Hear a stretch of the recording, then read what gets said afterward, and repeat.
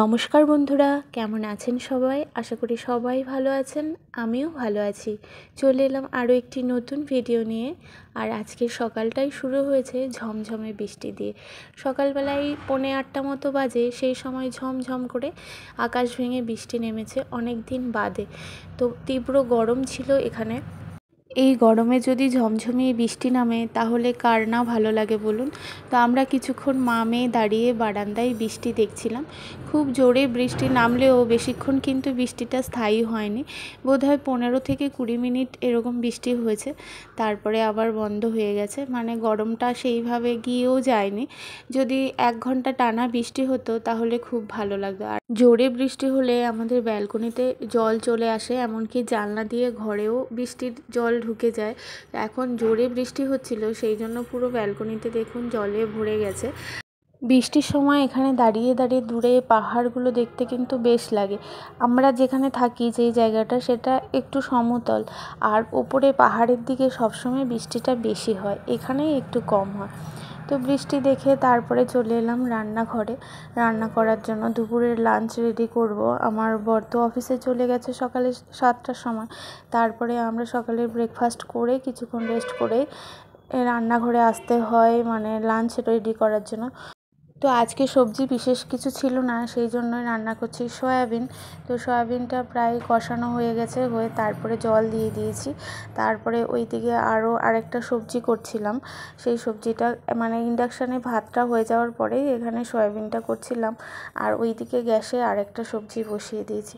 তো সকালে একটু তাড়াতাড়ি করেই লাঞ্চটা রেডি করে ফেলতে হয়। প্রায় 10টা থেকে 10:15টার মধ্যেই লাঞ্চ রেডি করে ফেলতে হয়। আবার 10:30টার সময় আসে লাঞ্চ নিতে, সেই জন্য আর কি।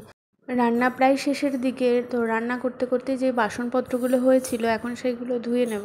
তো আমি রান্না করতে করতে সবজিও কাটি, আবার বাসনও ধুই। সেই জন্য রান্নাঘরের কাজ প্রায় 1 থেকে 1.5 ঘন্টার মধ্যেই আমার হয়ে যায়। তো আমি এভাবেই কাজ করতে ভালোবাসি, মানে একসাথে অনেকগুলো কাজ একসাথে করলে তাড়াতাড়িও হয়ে যায়, রান্নাঘর থেকে তাড়াতাড়ি বেরিয়ে যাওয়া যায়। এখন আবার মেয়ের স্কুল ছুটি, সেই জন্য সারাক্ষণ যদি কাজই করতে থাকি, ওর সাথে একদমই টাইম দেওয়া হয় না। আর ও একা একা বোর হয়ে যায়, কতক্ষণ খেলবে একা একা পুতুল নিয়ে। মাঝে মাঝে ড্রয়িং করতে ভালোবাসে বলে ও ম্যাক্সিমাম টাইমটা ড্রয়িং করেই কাটিয়ে দেয়। তবুও তো ওর সাথে একটু টাইম স্পেন্ড করতে হয়। ছুটির দিনে অনেকটা সময় বাড়িতে একা একা থাকে, সেই জন্য আর কি। তো এখানে বাসনগুলো ধোয়া হয়ে গেছে। তারপরে লাস্ট দেখছি ফিনিশিং সয়াবিনের তরকারিটা, ঝোলটা কমে এসেছে, একটু লবণ চেখে দেখছিলাম। তো আমি প্রথমে তরকারিতে লবণ প্রায় একবারেই দিয়ে দিই, কিন্তু আজকে দেখলাম একটু লবণটা কম হয়ে গেছে, তো পরে আবার একটু দিয়ে দিলাম। এখানে আমরা ম্যাক্সিমাম দিন তো নিরামিষই খাই। তো এই সবজিগুলো আবার আমাদের ওখানকার থেকে একটু আলাদা স্বাদের দিক থেকে আমার মনে হয়। আমাদের ওখানে যে চিচিঙ্গা পাওয়া যায় তার স্বাদ আর এখানকার চিচিঙ্গার স্বাদ আলাদা। আবার আমাদের ওখানে বাঁধাকপি, এখানকার বাঁধাকপির স্বাদও আলাদা। মানে আমাদের ওখানে সবজিগুলোর স্বাদ আমার মনে হয় বেশি ভালো। আর এখানে তো পাহাড়ে জানি না কোথায় চাষ হয়, বাইরে থেকেই আসে ম্যাক্সিমাম সবজি। তবুও আমার মনে হয় স্বাদের মধ্যে অনেক ফারাক থাকে সবজিগুলোর মধ্যে বিশেষ করে। তো করলারও একটা আলাদা টেস্ট আছে, আমাদের ওখানকার করলার আলাদা টেস্ট। তো দেখুন কথা বলতে বলতে এখানে বরের জন্য লাঞ্চ প্যাক করে নিয়েছি। তারপরে 10:30 প্রায় বাজতে চললো। ওর লাঞ্চ নেওয়ার আগে আমার কাছে একটা ফোন আসে, নিচে এসে দাঁড়িয়ে থাকে, তারপরে আমি গিয়ে দিয়ে আসি। তো যা বলছিলাম সবজির কথা, তো এখানকার সবজিগুলো সবই আলাদা টেস্ট মনে হয়। এখানকার ফুলকপি তো সারা বছরই পাওয়া যায়, আর সারা বছর যে ফুলকপি পাওয়া যায় সেই ফুলকপির স্বাদ কিন্তু সিজনের ফুলকপির স্বাদের থেকে অনেকটাই তফাৎ হয়। আর এখানকার যে সবজি মানে হচ্ছে এই চিচিঙ্গা, তারপরে করলা, ভেন্ডির স্বাদটা একই থাকে মোটামুটি। তো বাকি সবজিগুলো আমার খুব একটা ভালো লাগে না। আর এখানে দেখুন আমার লাঞ্চ প্যাক করার পরে আমার মেয়ে একা একা পুতুল নিয়ে শুয়ে আছে। ও বেশিরভাগ সময় এরকম একা একা চুপচাপ থাকে, একটু কথাবার্তা কম বলে বা নিজের মনে মনে বলে, সেই জন্যই আর কি ওর সঙ্গে বেশি সময় কাটানো উচিত। তারপরে দেখুন ফোন চলে এসেছে, আমি যাচ্ছিলাম লাঞ্চ দিতে, নিচে এসে দাঁড়িয়ে থেকে আমাকে ফোনটা করে। তো আমি নিচে যাচ্ছিলাম, নিচে লাঞ্চটা দিয়ে তারপরে আবার লাঞ্চ দেওয়ার পরে আমি পাশে ছোট একটা দোকান আছে, সেই দোকান থেকে দই বা দুধ যেদিন যেটা দরকার হয় সেটা নিয়ে আসি।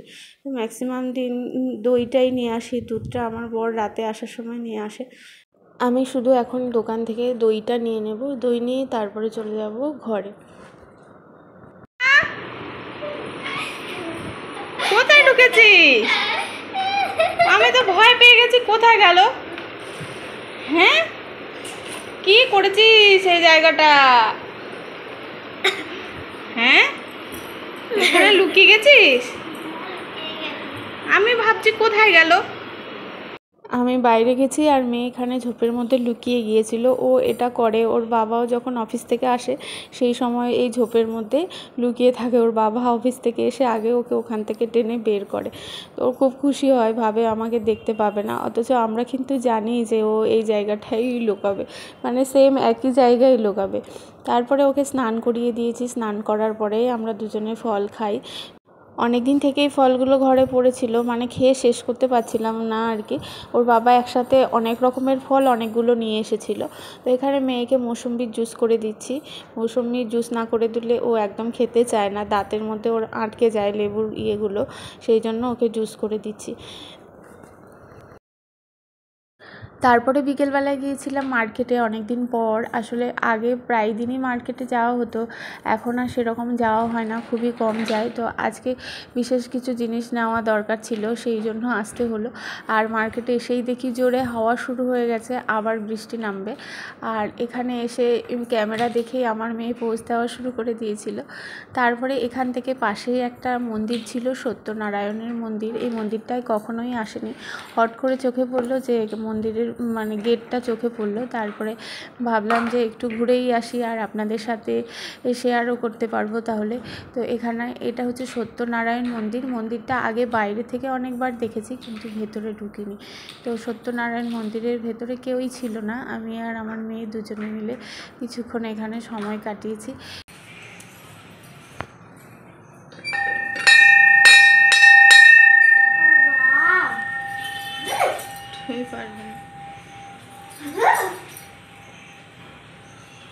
এটা কে? এটা শুনিলে?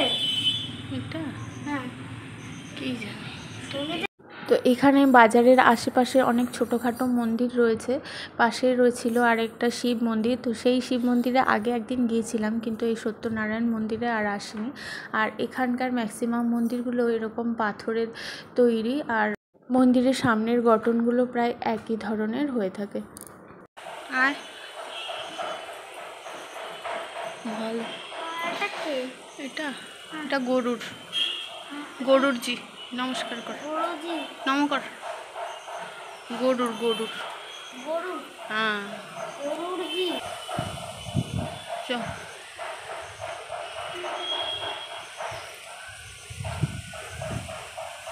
কত তুলসী গাছ, নার্সারিতে একটা তুলসী গাছ বলে 50 টাকা, এখানে কত।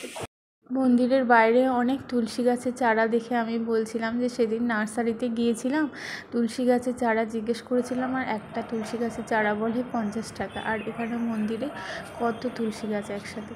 তারপরে এখান থেকে চলে যাব সোজা মার্কেটে।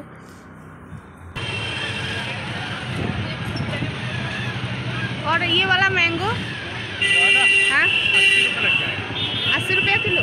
এখন এখান থেকে কিছু ফল আর সবজি নিয়ে তারপরে সোজা চলে যাব বাড়িতে। আর আজকের ভিডিওটাও এখানে শেষ করছি। সবাই ভালো থাকবেন, সুস্থ থাকবেন, দেখা হবে আবার অন্য ভিডিওতে। Tata, bye bye.